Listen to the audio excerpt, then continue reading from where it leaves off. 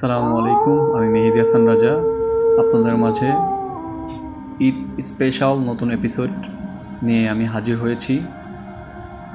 আর আপনাদের সবাইকে জানাই ঈদের শুভেচ্ছা, ঈদ মোবারক। আশা করি আপনাদের ঈদুল আজহা সবার ভালো কেটেছে। কোরবানির ঈদ, সবার কোরবানি আল্লাহ কবুল করুক এবং সেই সাথে আমাদের জীবনে যত অপূর্ণতা আছে সেগুলো যেন পূর্ণতায় সফলতা পায়। এবং সেই সাথে আমাদের গোস্ট এফএম অফিসিয়ালের যে নতুন এপিসোডগুলো আপনাদের মাঝে আমরা উপস্থাপনা করতে যাচ্ছি সেগুলোও যেন পূর্ণতা পায়। এবং সেই সাথে আপনারা আমাদের সবাইকে ইন্সপায়ার করবেন এবং আমাদের গোস্ট এফএম অফিসিয়ালের সাথে থাকবেন, যাতে আমরা আপনাদের মাঝে নতুন নতুন ভালো ঘটনা নিয়ে উপস্থিত হতে পারি। এবং সেই সাথে গোস্ট এফএমের অফিসিয়ালের পথ চলা যেন এভাবেই চলতে থাকে, কখনো যেন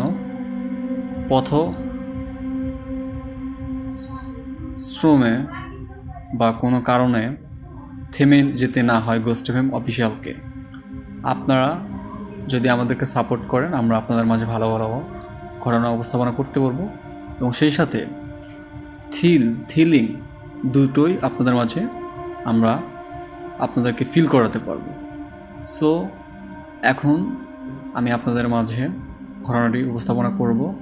আশা করি খুবই ভালো একটি ঘটনা আপনাদের সবাইকে শিহরণ ধরাতে এবং কাঁপন ধরাতে এই ঘটনাটি মনে সহকারে শুনলে আপনারা বুঝতে পারবেন। যাই হোক, আমি মূল ঘটনায় চলে যাচ্ছি। তো আপনারা সবাই গোস্ট এফএম অফিসিয়ালের সাথে থাকবেন আর ঘটনাটি মনোযোগ সহকারে শুনবেন সবাই, এবং আপনারা কেউ ঘটনাটা মিস করবেন না। যাই হোক, আমি এখন মূল ঘটনায় চলে যাচ্ছি। তো ঘটনাটি যখনকার সেই সময়ের সালটা হচ্ছে 1975 সাল, যেটা আপনি বুঝতে পারতেছেন যে আমাদের মুক্তিযুদ্ধ হয়েছিল 1971 সালে। যুদ্ধর 4 বছর পরে যে ঘটনাটি ঘটে, এক গ্রামের দাদা, যার নাম হচ্ছে রফিকুল ইসলাম, উনি পেশায় একজন জেলে, তার 4টা ছেলে মেয়ে। আগের সময় তো মানুষজনের ছেলে মেয়ে বেশি থাকতো, বা তারা ফ্যামিলি প্ল্যানিং কীভাবে করতো তারা তো আসলে বুঝতো না। তো যাই হোক, আগে তো আসলে মানুষের, গ্রাম অঞ্চলের মানুষের তো এরকম শিক্ষারও একটা ব্যাপার ছিল, এরকমটা ছিল না। তো মানুষজন অসচেতন ছিল, যার কারণে আপনার ছেলে মেয়ে যে বিষয়গুলো তারা ওগুলো বুঝতো না, যে কয়টা সন্তান হলে ভালো হয়। তো আগের সময় তো এমনিতেই মানুষের ছেলে সন্তান বেশি হতো। যাই হোক, তো ওনার যেহেতু 4টা সন্তান, তো ওনার ওয়াইফ, তো সবারই তো পেট আছে। একা একা একদিন উনি যদি বসে থাকে তাহলে তো ওনার সংসার চলবে না।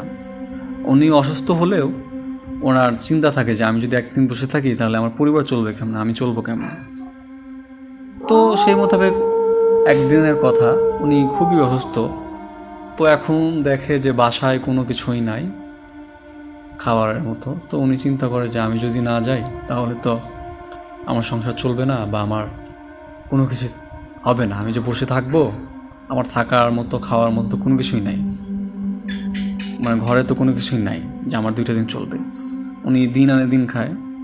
মূলত উনি কী করে, উনি যে মাছ নদী থেকে পায়, যে মাছগুলো পায় ওগুলো নিয়ে উনি বিক্রি করে, আর যে টাকা হয় কোনো রকমে তার সংসারটা চলে কষ্ট মষ্ট করে। তো ওনার সন্তান ছোটো ছোটো বাচ্চাগুলো ছোটো ছোটো, তো উনি চিন্তা করে যে আমার যদি ছেলে মেয়ে যদি বড়ো থাকতো তাও না এত চিন্তা করতে হতো না। যেটা ছোট্ট সব পোলাপাইন, মানে গ্রাম্য ভাষার যে কথা, আঞ্চলিক তাদের ভাষা পোলাপাইন, ছোটো বাচ্চা। তো সেই কথা উনি বলতেছে। তো উনি এই কথা বলার পরে উনি চিন্তা করে যে না, আমার যত অসুস্থই হই না কেন আমার যাইতে হবে, কারণ আমার ছেলে মেয়ে আছে। আমি যদি একদিন বসে থাকি আমার চলবেই না। তো ওনার যে মোতাবেক উনি এই চিন্তা ভাবনা করছে, ওই মোতাবেক ওনার যাওয়ার সিদ্ধান্ত নেয়। তো ওনার বউ ওনাকে কিছু শুকনো মুড়ি আর একটা পেঁয়াজ আর 2টা কাঁচামরিচ দিয়ে দেয়, যাতে ক্ষুধা লাগলে হালকা সে যেন খাবার খাইতে পারে। তো সেই মোতাবেক ওনার ওয়াইফ রফিক মিয়াকে কিছু পুটলিতে মুড়ি আর পিঁয়াজ আর এগুলো বেঁধে দেয়। তো উনি নদীতে যাওয়ার জন্য যে প্রয়োজনীয় জিনিস, যেমন মাছ ধরার জাল, আবার হচ্ছে মাছ রাখার যেটাকে বলে আপনার গ্রাম্য ভাষায় যেটাকে বলে খাদি বলতে পারেন, আবার খালই বলতে পারেন, এরকম বিভিন্ন কিছু গ্রাম্য ভাষায়। তো সেই মোতাবেক উনি নৌকা নিয়ে বের হয়েছে। তবে ওই দিন রাতটা ছিল খুবই পূর্ণিমার রাত, আকাশ সুন্দর, চাঁদ ছিল মিটিমিটি, খুবই সুন্দর। ওনারও ভালো লাগলো, মানে অসুস্থ ছিল, তারপরেও যখন এই পরিবেশটা দেখলো, চারিদিকের এনভায়রনমেন্ট, ইভেন হচ্ছে ওয়েদার যখন তার চোখে পড়তে অনেকটাই ভালো লাগছে। আপনারা দেখবেন যখনই রাত্রে এরকম ধরনের ওয়েদার, চাঁদনি রাত উঠে, তখন কিন্তু খুবই ভালো লাগে। তো সেই মোতাবেক উনি নদীর দিকে রওনা হয়, নৌকাতে উঠে উনি মাছ নদীতে যাবে। তো উনি প্রায় নদীতে এসে যাওয়ার পরে উনি নৌকাটা দেখে যে ঘাটে ভিড়ানো আছে, বাধা আছে। তো উনি নৌকা নিয়ে উনি রওনা হয়ে যায় ওইভাবেই, যেরকম চিন্তা ভাবনা করেছে যে নদীর মাঝখানে গিয়ে যেখানে ভালো মাছ পাওয়া যায় ওখানে যাব। তো উনি নদীতে যেতে যেতে যেতে যেতে ভালোই কিছুক্ষণ গিয়েছে। নদীটা অনেক বড়, বিশাল, মানে আপনি চিন্তা করবেন এক পাশে নদীর পার এত যে অন্য পাশ দেখা যায় না। মানে নদী পার হতে গেলেও মিনিমাম 20 মিনিট লাগবে নৌকা দিয়ে। চিন্তা করতে পারতেছেন যে কত বড় নদী। তো যাই হোক, তো মাছ নদীতে অনেক মাছ পাওয়া যায়। তো উনি চিন্তা করে যে মাছ নদীতে জাল ফেলবো। তো উনি আপনার কিছুক্ষণ নৌকা চালিয়ে মাছ নদীতে যাওয়ার ফলে উনি পথশ্রমে অনেক ক্লান্ত। তো উনি চিন্তা করে যে মুড়ি টুড়ি আছে, এগুলো একটু মুখে চিবাই আর আমি জাল ফেলি। তো ওনার ওই মোতাবেক উনি আপনার জাল নদীতে ফেলে। আপনার খাবার শেষ করার পরে ওই রফিক মিয়া জাল নদীতে ফেলার ফলে কোনো মাছ দু একবার মানে জাল ফেলছে, কিন্তু আপনার কোনো মাছ পায়নি সে। তো তখন উনি ভাবতেছে আজকে কপালটাই কি খারাপ, এত কষ্ট করে আসলাম অসুস্থ শরীর নিয়ে, তারপরে দেখি কোনো কিছু পাচ্ছি না। তো উনি চিন্তা করে যে এই পাশে মনে হয় মাছ পাবো না। তো নদীর আর একটা পাশ আছে যেখানটা আপনার খুবই ধরা চলে পরিত্যক্ত নির্জন একটা জায়গা, কিন্তু ওই পাশে নাকি অনেক ভালো মাছ পাওয়া যায়। তো দিনের বেলাতেই ওইখানে যেতে খুবই ভয় লাগে, খুবই হন্টেড প্লেস, খুবই মানে ভীতিকর একটা পরিস্থিতি। মানে দিনের বেলাতেও ওইখানে যদি কেউ যায় ওনার ভয় লাগবে। তো উনি চিন্তা করে যে আরে ভয় দিয়ে কী হবে, নিজের জীবন যদি না বাঁচে, পরিবার যদি না বাঁচে, আমার এই জীবন দিয়ে কী লাভ। তো উনি চিন্তা করে যে না, আমার এখন যেতে হবে, ওইখানেই যাই, ওদিকে গেলে মাছ পাওয়ার কোনো ভয়টাই নেই। উনি চিন্তা করে কোনো ভয় হবে না ইনশাল্লাহ। তো উনি আপনার ওই মতো ওইদিকে যায়। তো ওই দিকেটা ছিল পরিত্যক্ত শ্মশানঘাট। তো উনি বিষয়টা অত মাথায় নেননি যে এটা কতদিন আগের, এখানে তার কোনো কিছু সৎকার করা হয় না, তো আগে করা হতো। তো উনি ওই মোতাবেক উনি চলে যাওয়ার পরে ঘটনাস্থলে, মানে যেই নির্জন এরিয়াটা, যেখানে আপনার একদম সব ধরনের জঙ্গলি গাছ টাছ, বাঁশ ঝাড়টার সব ছেয়ে গেছে চারিদিকে, অ্যারাউন্ড এনভায়রনমেন্ট মানে একদমই মানে হন্টেড পুরো এরিয়াটা। তো যাই হোক, তো উনি ওইখানে গিয়ে আপনার জাল ফেলা শুরু করে দেয়। জাল ফেলার পরে মোটামুটি কিছু মাছ পেয়েও যায়। যখন পেয়ে যায় তো উনি মানে গ্রাম ভাষায় যেটাকে বলে খালয়ের মধ্যে উনি মাছ রাখতেছে। তো রাখতেছে আর জাল ফেলতেছে, তো মাছ মারতেছে। তো উনি যখনই আবার জাল উঠায় আবার মাছ ঢুকায়, তো তখনই ওনার বিষয়ে একটা নজর পড়লো যে কি যেন দূরে একটা মানে মাছ ধরে ধরে খাচ্ছে, এরকম মনে হচ্ছে। কেমন কর্কশ কর্কশ শব্দ হচ্ছে, মানে একটা মিউজিক যদি একটা মানুষের মুখের আওয়াজ যদি 7-8 জনের মতো হয়, একটা মানুষের মুখ থেকে কথা, একজন মানুষের মুখ থেকে 7-8 জনের ভয়েস বের হইতেছে এরকম, নাকি সুরে যদি মানুষ কথা বলে কেমন শোনে না এরকম।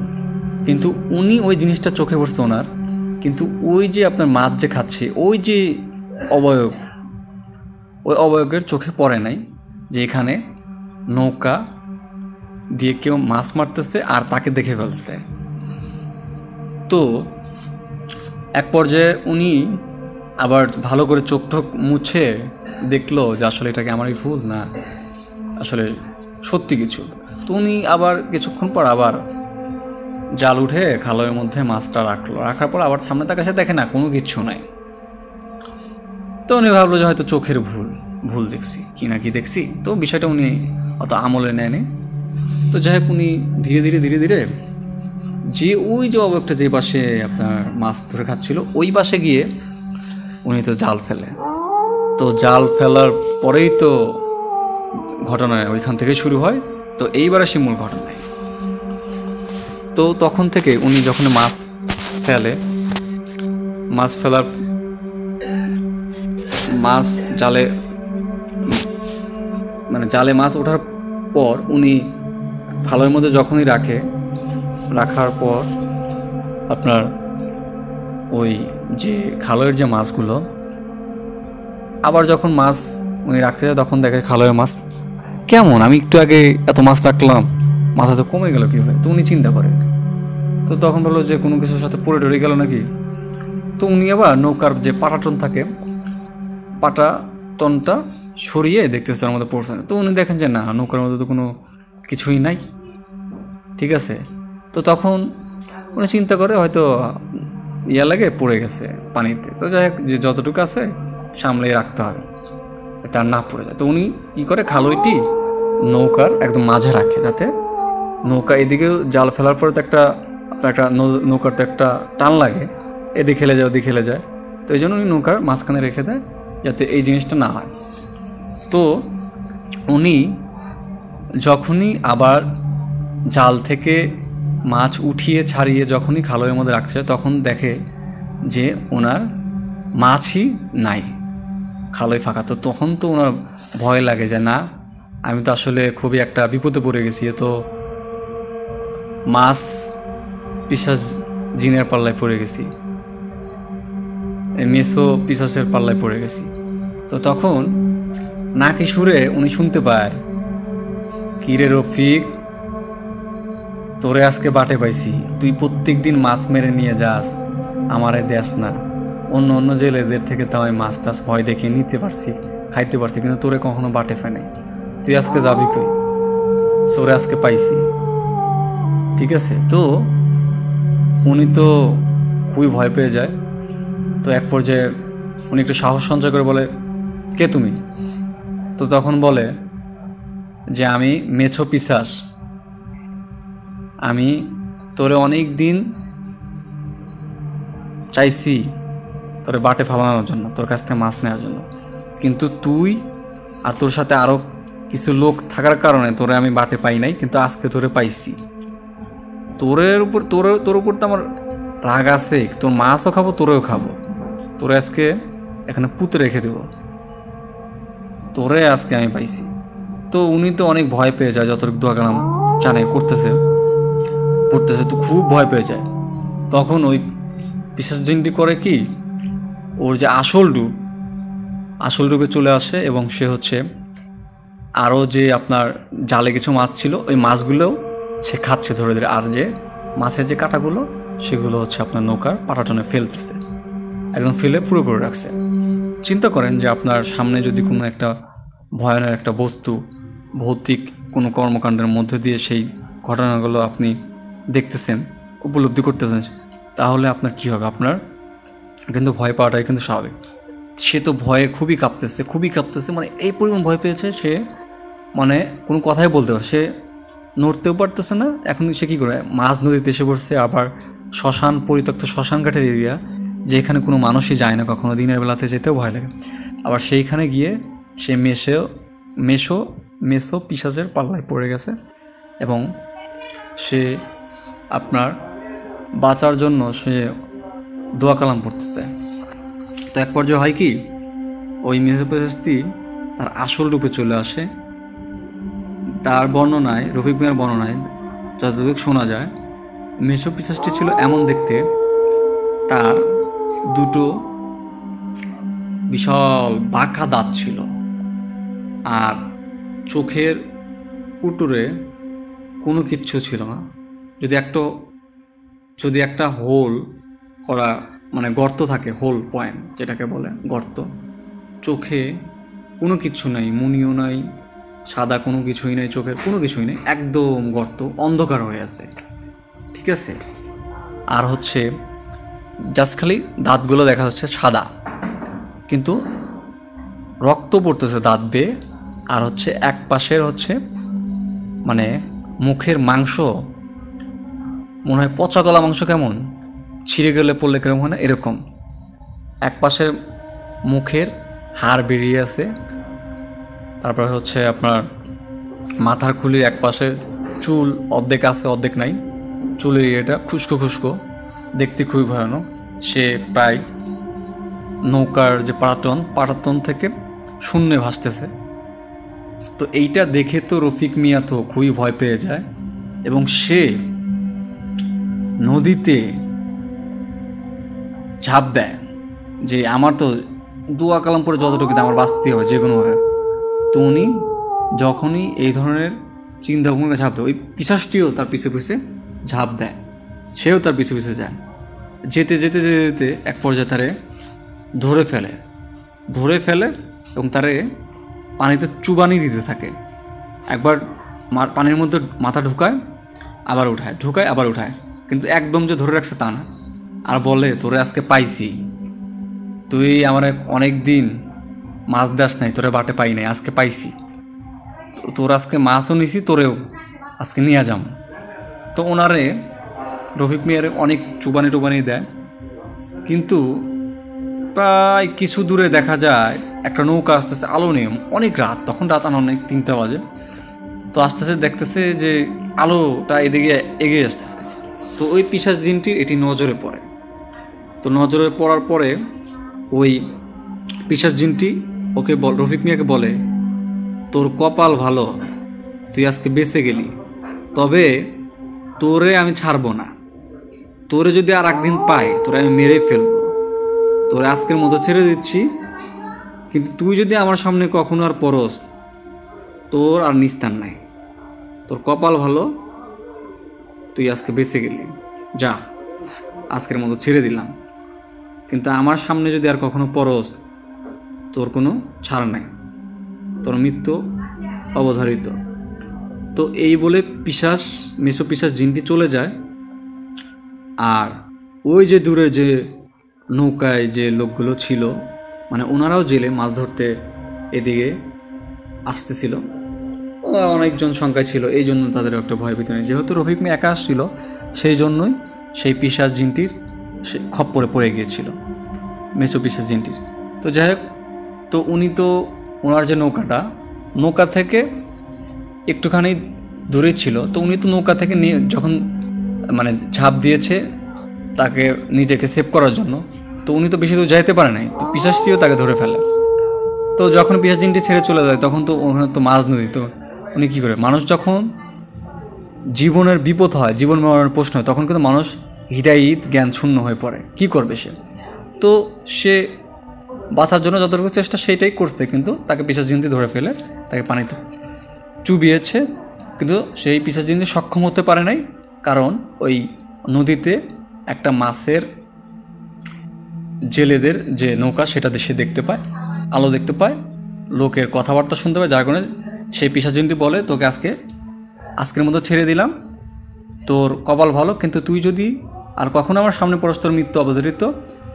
এই কথা বলে মেসো পিশাচ জিনটি চলে যায় এবং সেই রফিক মিয়াকে ছেড়ে দেয়। এবং রফিক মিয়া যেহেতু তার নৌকাটা তার পাশে ছিল, উনি খুবই কষ্ট করে সাঁতরে তার নৌকায় উঠে বসে আল্লাহ করতে থাকে। এবং ওই যে নৌকায় যারা ছিল আসতেছিল তাদেরকে ডাকতে থাকে জোরে জোরে, এবং সে সেন্সলেস হয়ে নৌকার মধ্যে পড়ে যায়। তো ওই নৌকার লোকগুলো এসে রফিক মিয়াকে দেখতে পেয়ে তাকে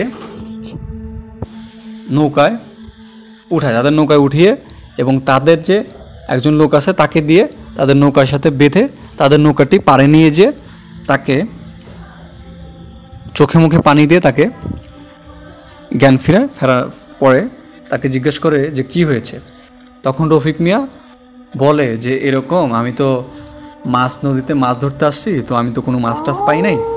তো আমি এক পর্যায়ে চিন্তা ভাবনা করি যে এখানে মাছ পাচ্ছি না, তাহলে ওই পাশটা যেহেতু কোনো লোকজন জেলে টেলেও বা দিনের বেলাতেই মানুষজন যায় না, তাহলে ওই পাশে মাছ টাছ থাকতে পারে। তো সেই মোতাবেক আমি গিয়েছি, যার ফলে দেখতে পাচ্ছি দু একবার আমি জাল ফেলার পরে আমি মাছ আমার খালের মধ্যে রাখার পরে আবার জাল ফেলছি।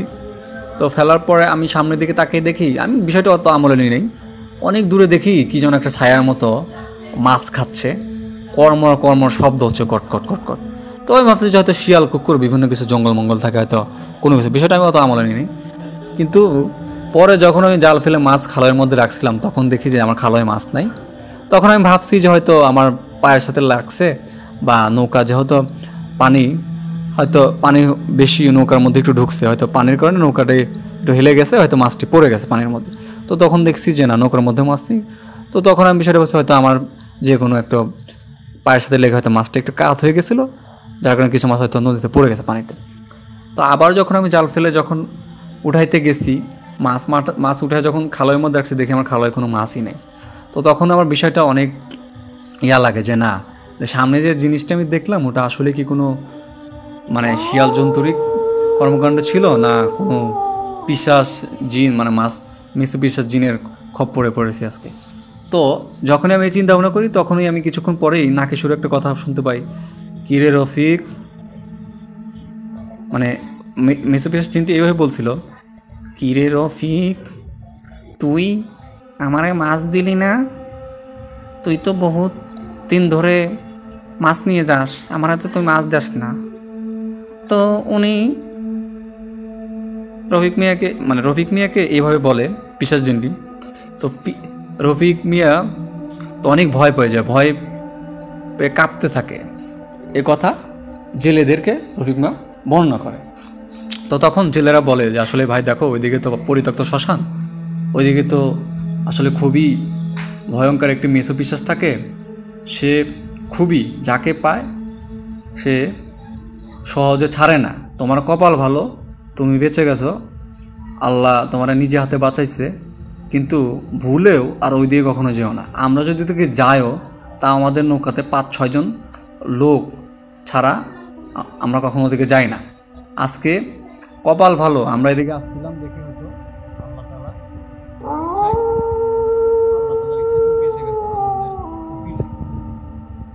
হয়তো আমরা এদিকে আসছিলাম দেখেই বা আমাদের কথা শুনতে পারলাম, ভালো দেখছে, যার ফলেই তোমাকে ছেড়ে দিয়ে গেছে। তো যাই হোক, চিন্তা করো না, তোমার বাড়িতে তোমাকে দিয়ে আসতেছি। তো রফিক মিয়াকে এরকম বাড়িতে দিয়ে আসে জেলেরা নিয়ে। তো রফিক মিয়ার প্রচণ্ড জ্বর আসে, জ্বরে প্রচুর কাতর। তো উনি তো চিন্তা করে যে আসলে যার জন্য গেলাম, আমার সংসারে যে অবস্থা, অঘটন, আর আজকে আমি যদি বিছনায় পড়ে থাকি আমার সংসারে কী হবে। তো তখন ওনার স্ত্রী ওনাকে বলে যে দেখো, চিন্তা করো না, আমি এই 2-1 দিন চালিয়ে নিব, তুমি চিন্তা করো না, ইনশাল্লাহ তুমি ভালো যাবে। তো ওনাদের পাশেরই ইমাম হুজুর ছিলেন, ওনাকে ডেকে নিয়ে এসে ওনাকে পানি পড়া মোটামুটি যেগুলো রিচুয়াল করতে হয় নর্মালি সেগুলো করে দেন। আর ইমাম সাহেব বলে যে দেখো, আসলে তুমি যার পাল্লায় পড়েছিলে এটা তো খুবই একটা মর্মান্তিক পিশাচ জিন, এদের কাজই মানুষকে বিভ্রান্ত করা।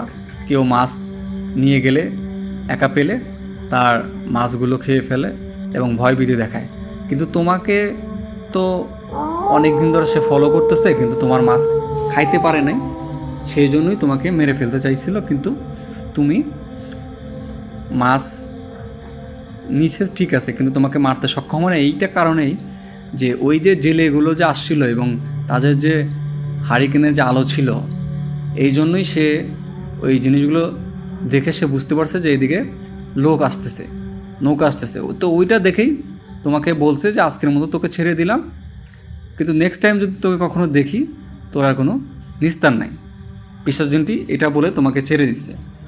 তো যাই হোক, চিন্তা করো না, আমি তোমাকে কিছু পানি পড়া দিচ্ছি, আর তোমার যে কিছু আছে তাবিজ আমি বেঁধে দিচ্ছি 2-1টা, তুমি 2-1 দিন এটা ব্যবহার করো, ইনশাল্লাহ ঠিক হয়ে যাবে আল্লাহর রহমতে।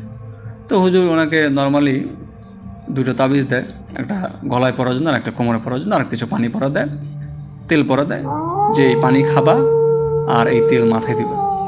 তো মোটামুটি উনি কিছুদিন জ্বরে ছিল, কিন্তু কবিরাজ মশাই বলতে আপনার হুজুর মানে ইমাম সাহেবের পানি পরাতে মোটামুটি সুস্থ হয়ে যায়। তো সুস্থ হওয়ার পরে রফিক মিয়া ভালো হয়ে যায়। এরপর রফিক মিয়া আর আপনার জেলের যে তার যে কাজ, সেই কাজটি সে বাদ দিয়ে অন্য একটি কাজ সে করে। তো যাই হোক, এই ছিল রফিক মিয়ার ঘটনা। তো আমি মেহেদী হাসান রাজা আপনাদের মাঝে ঘটনাটি আমি উপস্থাপনা করলাম গোস্ট এফএম অফিসিয়ালের মাধ্যমে। আশা করি ঘটনাটি আপনাদের সবারই ভালো লেগেছে।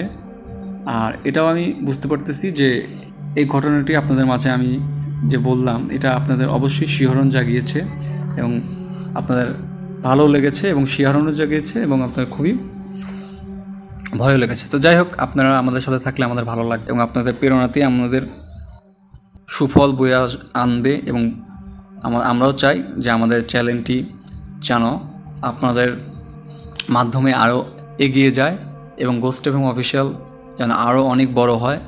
এটা যেন খুবই বড় একটা প্ল্যাটফর্ম হয়ে দাঁড়ায়, যেটা আমরা আপনাদেরকে উপহার দিতে পারি এবং ভালো ভালো নিউ এবং স্পেশাল এপিসোড এবং যাতে আপনাদের শিহরণ ধরিয়ে দিতে পারি, এরকম যেন ঘটনা আমরা কালেক্ট করতে পারি এবং আপনাদেরকে আনন্দ দিতে পারি। তো যাই হোক, আর কথা বাড়াবো না, আজকে এতটুকুই। আপনারা সবাই ভালো থাকবেন, সুস্থ থাকবেন এবং কমেন্ট বক্সে জানিয়ে দেবেন ঘটনাটি কেমন হয়েছে।